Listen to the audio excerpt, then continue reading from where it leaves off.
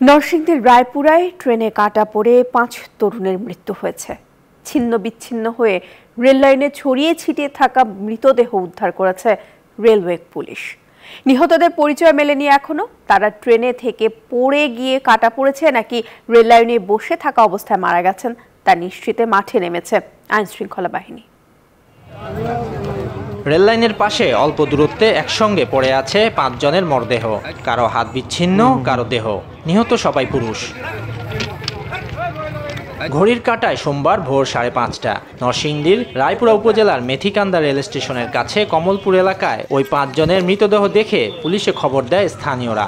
নিহতদের মধ্যে ৪ জনের বয়স ১৮ থেকে ২০ বছর।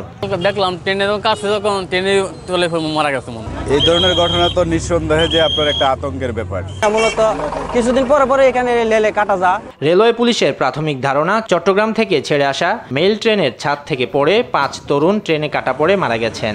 দুর্ঘটনার কারণ চলছে অনুসন্ধান। আমাদের এখানে পিবিআই এবং সিআইডি এর স্পেশালাইজ টিম রয়েছে।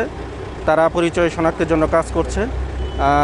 তারা তাদের স্পেশালাইজ যে জ্ঞান রয়েছে সেই জ্ঞানের মাধ্যমে তারা পরিচয় শনাক্ত করবেন।